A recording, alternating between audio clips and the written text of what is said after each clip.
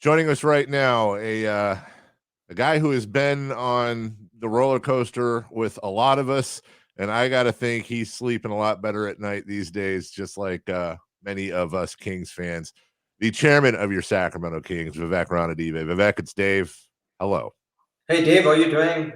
Also, thank you for being such an ardent fan and supporting the Kings and telling the Kings story to our incredible fan base. So appreciate all the work you've done over the years. Well, thank you. I will say that the story that's being told right now is a lot more fun than a lot of years we've been doing this. I've watched games with you. We've talked many times. Whatever you could say, there's one thing I've always said, and that's you live and die with this team too, and you want to win very badly. So this has to feel very good to you right now. Yeah, no, it's still very early in the season and early in the process, but I'm obviously delighted and thrilled. So.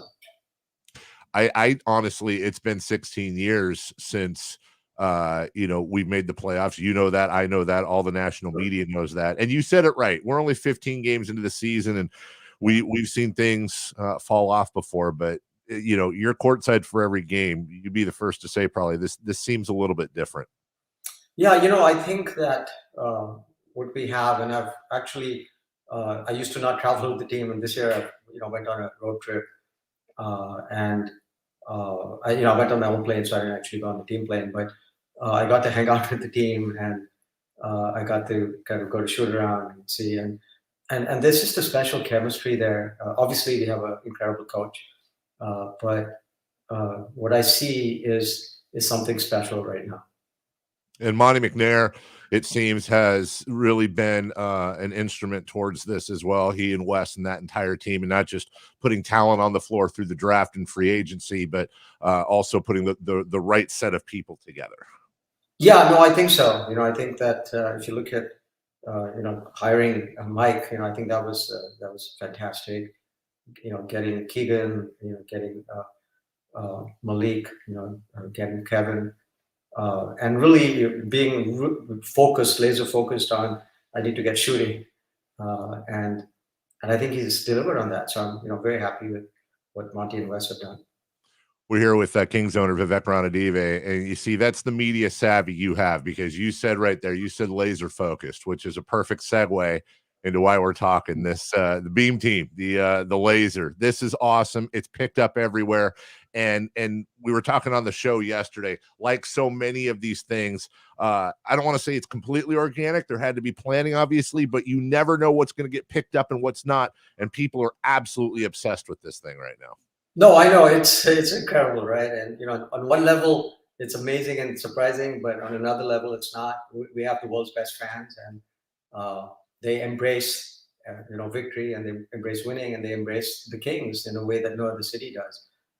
So I would like to say I'm surprised, but that part of me is not surprised because we have this incredible fan base. How did it happen? How did we go from no laser to this giant laser that seemingly goes to the moon from the top of Golden One Center? Yeah, so actually the story starts when I first bought the team, and you remember that I stood in what's now Doco, and when we were bidding on the team, and I said Sacramento should never play second fiddle to any other city ever again. Let's make this the city of the future. And then when we bought the team, I had to give a personal guarantee to the NBA that I would have a arena downtown, and it would be built in a certain time frame, or they could take the team back from me.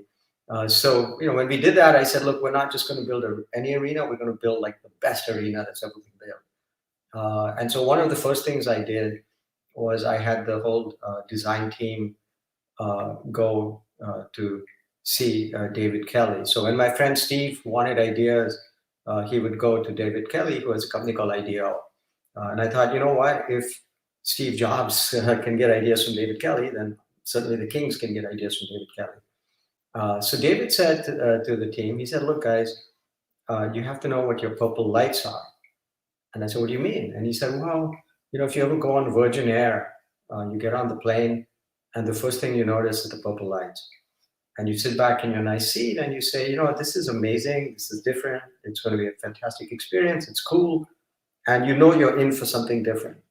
And so know your purple lights. So of course, our purple lights were the indoor, outdoor, the doors that go up and just the openness of the arena. But that notion of the purple lights just stuck in my head, and I had toyed with the notion that what if we had purple lights on top of the roof, and when I was flying from San Francisco to New York, I could just look out the window and say, well, the Kings are in the house. Now, we kind of have had this belief that in the old days, you would gather around a communal fireplace, and that's where people would be. And then during the Renaissance, people had town squares and they had these great cathedrals, and that became the gathering spot. So we don't build cathedrals anymore, but we build arenas. So the arena is the 21st century cathedral. And so, when you think about it, you say, okay, so, now we're past the Renaissance, it's the digital Renaissance. And how do we share this vision? And one of my superpowers is being able to surround myself with people that are way smarter than me.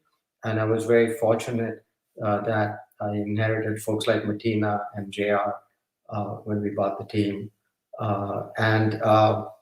So this was John Reinhardt's brainchild. He said, hey, I got something better than the purple lights. We're going to have lasers. So we have these 4 lasers that shoot further up than the human eye can see. And, I want to be able to, again, look out the window and the FIA has to clear that we can actually shoot those lights up, because when planes are going, they can see it. So we have to actually shut them down at midnight. But that's kind of the genesis, and so it's John Reinhardt. That's his kind of brainchild. Okay, I know John. So John gets a special Christmas card then. Well done, and well done by the team. And from what I understand, they're not done. It seems like there's all kinds of people at work, both in and outside the arena, as this whole thing continues to develop. I imagine your vision goes a little bit beyond as well what we've already seen even. Yeah, so I do the easy part. I just throw out challenges, and what they have is the idea factory. And I fully expect that there'll be some more surprises for everyone. So I've got people on my social media that are going out and getting purple lights and beams, not that strong, but for the holidays that they want to put up. And a lot more people than I do, but I think between all of us, we got to hit up Mayor Steinberg and a few of these other people. I think, when this beam goes off, we got to turn the rest of the city. Let's get the Capitol purple. Let's get Memorial. Yeah, let's get everything purple. Tower Bridge, Capitol. Let's make it all purple. Let's bathe in purple. And we want the team, especially if we play at home, and of course we're going to turn it on, whether it's a away game or a home game. But when it's a home game and we win, we want, when the team leaves the arena, the other team, it should just be a sea of purple, don't you think? Yes, I think they should see the beam while they're going down L Street because they just lost. I think it's all perfect. Yeah, no, it's an exciting time, Dave, for the team, and what it's become is it's become like a beacon of hope, actually. And so when you think about it, we've been through some tough times. We've had a pandemic, we've had a recession, war, inflation. We've had a really difficult time, and the country is highly polarized. And this is a unifying force. It's a beacon of hope. And we all have our individual journeys that we undertake. And in our case, we want to make the playoffs, we want to win a championship. But any great journey is a step-by-step journey, and it's punctuated by these different milestones. And so I think people are looking at this and seeing it as a beacon of hope in their own journeys, whatever that journey is. We have a journey at the Kings, but every person has their own journey. And so I wish we had the beam when we hired Coach Mike, Coach Brown. That deserves a beam. I wish we had it when our front office got all these players. That deserves a beam. So there's been many kind of victories along the way, and to get to the promised land, we're going to have to keep getting these every step, every milestone, and let's celebrate it. This is your team, and it's here to stay. I was feet away from you when you said that on the floor opening night. When you look back at that and you come to now, did you have any idea this journey would be this difficult and ultimately, like this year, this possibly rewarding? Yeah, no, I knew that the journey would be difficult. I knew that, uh, and there were parts of it, like the first order of business was to build the arena and redo the downtown, and we poured a huge amount of money, and the city is doing well now, and so I think that's been rewarding. And of course, now that it appears that we have a team that's having success, and it's kind of ironic, Dave, because I think we're everybody's second favorite team because I'm getting people reaching out to me from not just all over the country but all over the world, and they're saying they're so excited, they're so happy for us, and I think it's almost like we're the underdog, and we're the David and there's the Goliaths, and people are cheering for us, and so we've become kind of America's team in some sense. You know who would have just hearing you talk, you know who would have absolutely loved this beam is David Stern. He would have gone crazy over it. Oh yeah, yeah. But I have to tell you, I was sitting when Adam came a few days ago. I was joking with Adam. I have an Apple Watch, and I said, Adam, David keeps texting me, and he said, "What do you mean?" And I said, "Well, look, this arena is so loud that there's this feature on the Apple Watch that says it's too loud." And when we broke the record and we became the loudest arena in the world, I got a call, and it was David Stern, and I thought he was going to congratulate me. And let's just say that David was known for using colorful language. So I got like a whole stream of very colorful language. And he said, "What the hell are you doing? You're going to make everybody deaf. The kids. Are you not thinking about the kids?" And he just like cursed me and cursed me and cursed me. So the other day I'm sitting with Adam, and my watch keeps going off, and I'm like, "David, look, David keeps texting me." I can only sit here and imagine now. You got me thinking because you're right. There is a whole side of not just his humor, but his temper that a lot of people, luckily, in some cases, never had to experience. Now I'm wondering, would he have loved the beam or would he? No, he would love it. Okay. He would definitely love it. It's not making anyone deaf, so it's good. Right. No, but David was one of my favorite people ever, and we all owe him so much. And he was amazing, one of a kind, and just a great guy, great human being. I got to ask you because we're sitting here now a couple days before. What's Thanksgiving like for you? Is it a big thing, small thing?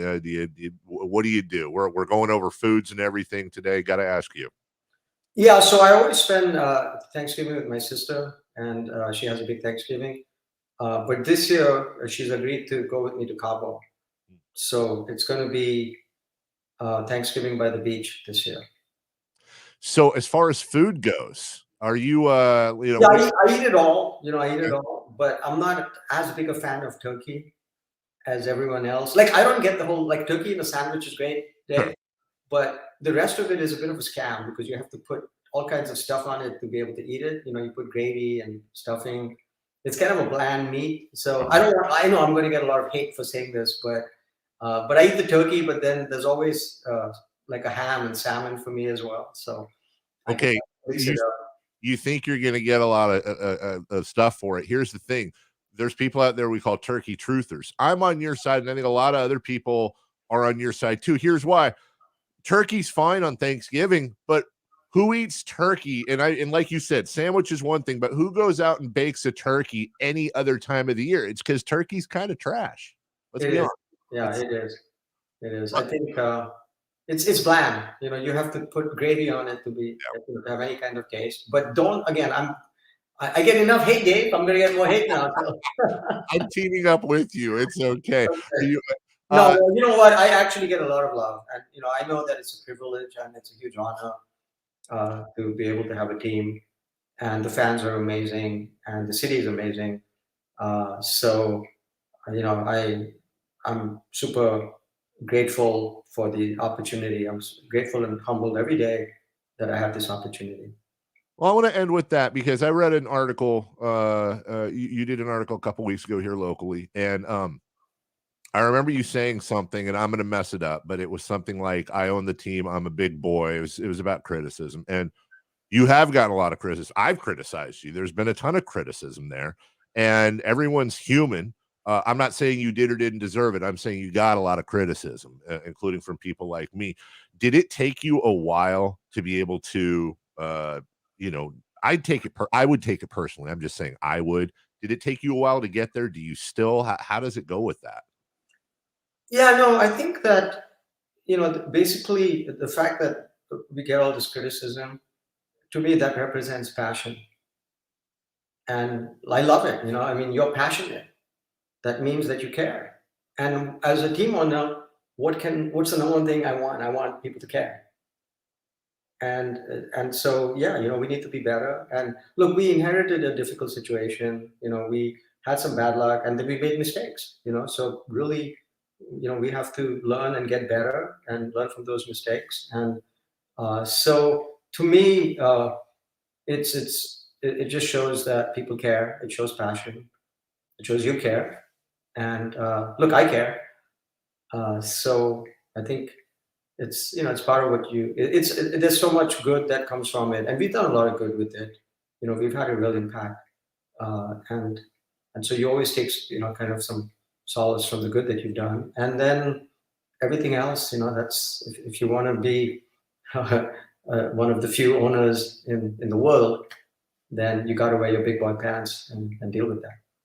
Well, we've always said, even when criticizing you and the team, that off the court, you make the playoffs every year. The team has done phenomenal things in the community and off the court. Everything that we talked about when we said bigger than basketball, when we were all fighting for the team. And now on the court, knock on wood, as we approach Thanksgiving, it seems that's coming around, and nobody deserves it more than these fans, the most passionate. Absolutely. No, I agree. Like I just so desperately want to have success, not even for myself, but for you guys, and for the city, for the fans, for you.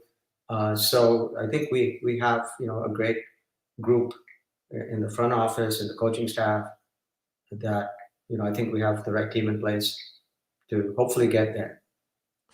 Well, keep it up. It's been too long since we've talked. Always enjoy our chats. Enjoy Cabo. Enjoy the ham and the salmon and covering up your turkey like many of us do. Right. And continued success, Vivek, and happy holidays to you and your family. Well, same to you, sir. Same to you. Thank you. That's Vivek Ranadivé, owner, chairman of your Sacramento Kings, and we will be right back.